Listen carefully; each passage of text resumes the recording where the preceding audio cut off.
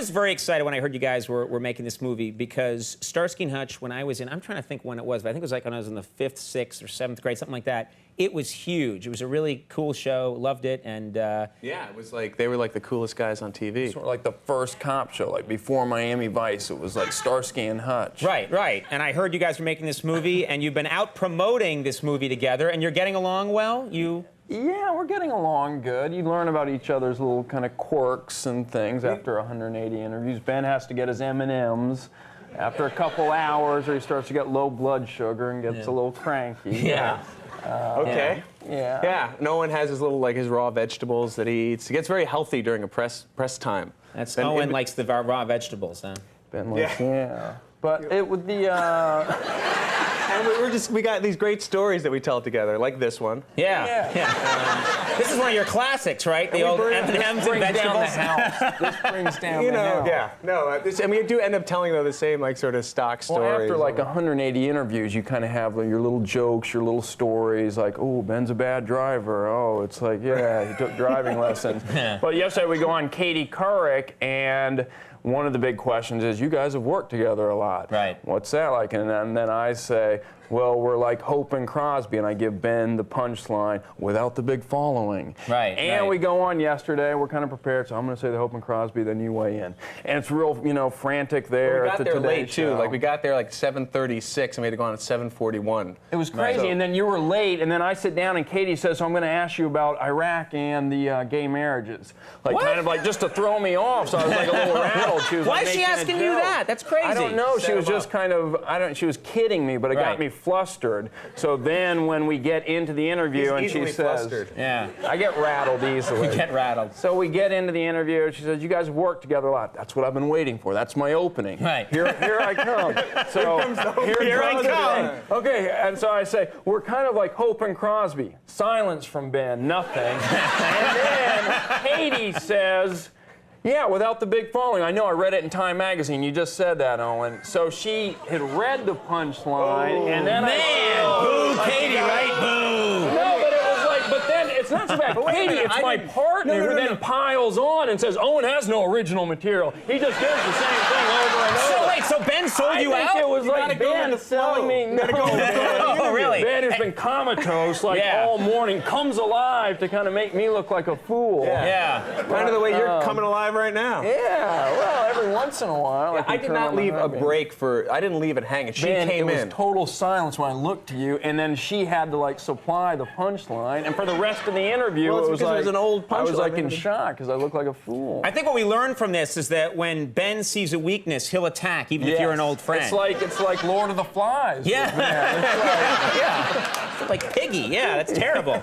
Now, let's talk about, we had Snoop here the other night. Snoop Dogg is in the movie, and I think I will defend this as the greatest casting choice ever. And I've gone through all the classic movies. This is the greatest ever. There's no getting around. There's no getting around Snoop playing Huggy Bear. No. And I was very excited to hear that. There was no other choice. Literally nobody else was thought of.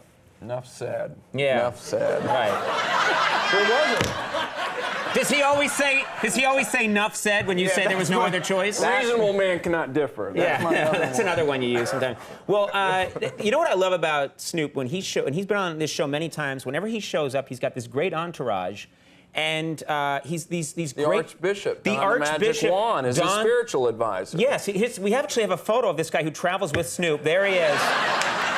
That's Bishop Don. That is not like a, particular, crazy day. That is day-to-day wear. That's his work clothes in the basement. That's what he wears. He was a pimp. He was a pimp who then became a preacher. Right. And he wrote a book about it called From Pimp Stick to Pulpit. Yeah. Yeah. So it's a real book. It's a real book. I read it. I finally found someone who told my story.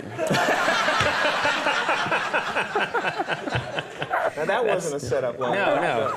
So this is great. So now, is it true that Snoop, while you were making this movie, and this is a serious thing, we all love Snoop, and we're glad he's okay, but actually, that's right. Someone took a shot at him? Is that right? The first week, Ben came to me and was like, did you hear? Snoop got shot at. I'm, oh my gosh, is he okay?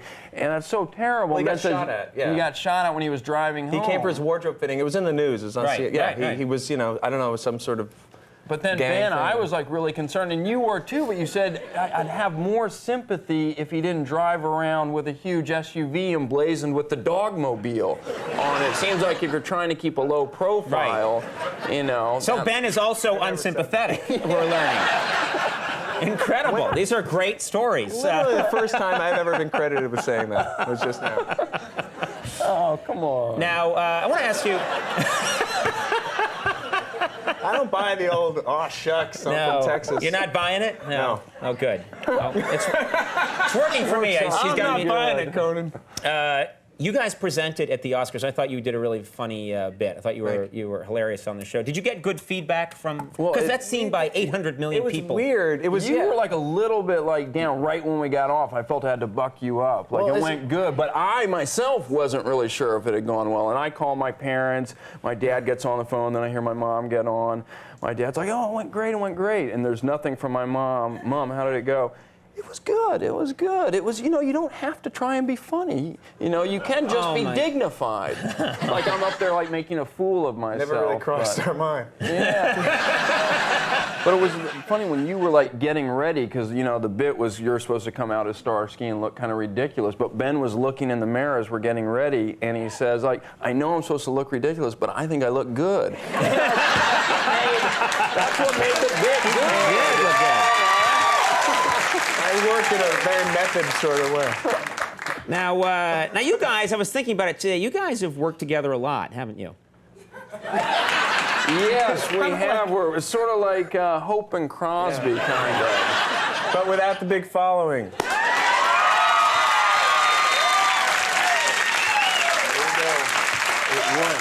Now, I bet this is the question you never get. Do you plan on working together again on some new projects? Well, actually, yes. In fact, we haven't really talked about this anywhere, and I can say it here for the first time. We've actually signed an exclusive contract to only work together from now on in the future. Wow, I bet those will be good movies. Yeah, we actually have 5 movies coming out in the next 2 years. 5 movies? Yeah. And we actually brought some of the posters for them to see what's coming up. Just love to see these. Because it's just so much fun working together. The first we're one, just kind of spitballing them, but we're gonna, we got some ideas. This one, the first one's coming out this summer, is it's a buddy comedy.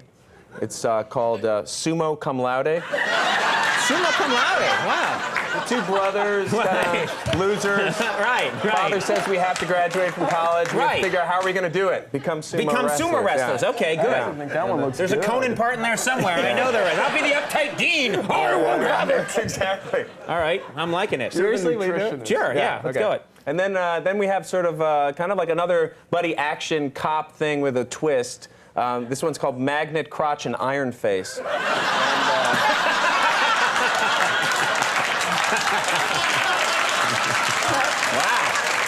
This comes out in the fall.